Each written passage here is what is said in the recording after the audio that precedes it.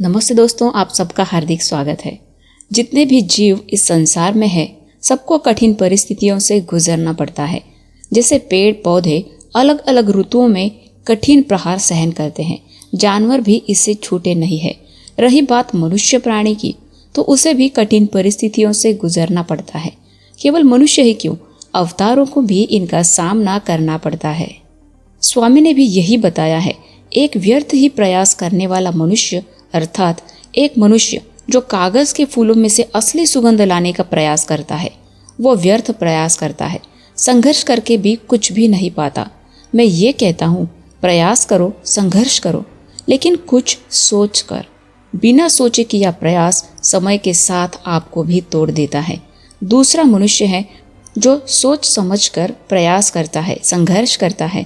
वो कभी समय बर्बाद नहीं करता, पर उसे एक बात ध्यान में रखनी चाहिए कि प्रयास किया ही है तो जब तक उसमें जीत ना मिले या जिस हेतु को मन में रखकर वो काम किया है वो पूरा ना हो जाए, तब तक रुके ना। प्रयास निरंतर करता रहे। जो प्रयास करके बीच में ही कार्य को छोड़ देता है, वो सब कुछ गवा देता है, और ऐसे में उसको मानसिक बीमारी और प्रयास पर से उठा भरोसा दोनों खोखले कर देते हैं। स्वामी ने अपने एक भक्त को बुलाकर कहा, इस लकड़ी पर कुल्हाड़ी चलाकर 2 टुकड़े कर दो। भक्त वार करता रहा, पर लकड़ी टूटी नहीं। लकड़ी को बहुत सारे घाव लग चुके थे, जगह जगह से कटी हुई थी, पर पूरी तरह से टूटी नहीं। भक्त ने स्वामी से कहा, अब और नहीं स्वामी, बहुत कठिन लकड़ी है। स्वामी मुस्कुराए। अपने दूसरे भक्त को बुलाकर कहा, तुम बचा हुआ कार्य को पूरा कर दो।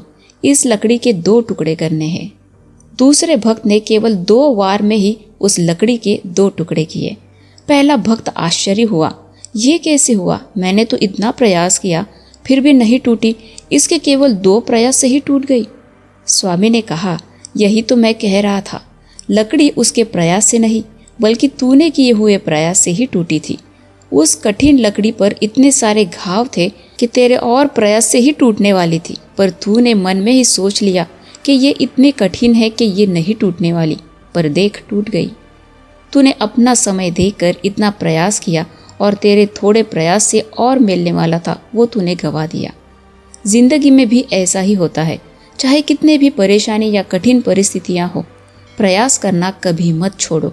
तुम्हारे थोड़े प्रयास से तुम्हें मिलने ही वाला होता है। उसके पहले तुम हार मान लेते हो तो तुम्हारा सब कुछ व्यर्थ में चला जाता है। पर अगर उस समय को बचाना चाहते हो तो आगे बढ़ते रहो, क्योंकि जो पाने के लिए समय दिया था उस समय की पूर्ति आगे बढ़ने से ही हो जाती है। दोस्तों, स्वामी यही बता रहे हैं कि मन से हारे हार है, मन से जीते जीत। जो मन से हार मान बैठा है वो कभी जीत नहीं सकता, और जो मन से जीत मान बैठा है उसे कभी कोई हरा नहीं सकता। प्रयास करते समय थकान आना नेचुरल बात है।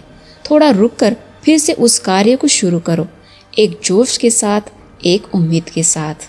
मिलते हैं ऐसे ही अगले वीडियो में। अपना ख्याल रखें, धरती माँ की रक्षा करें और ज़रूरतमंदों की सहायता करें। जय श्री स्वामी समर्थ।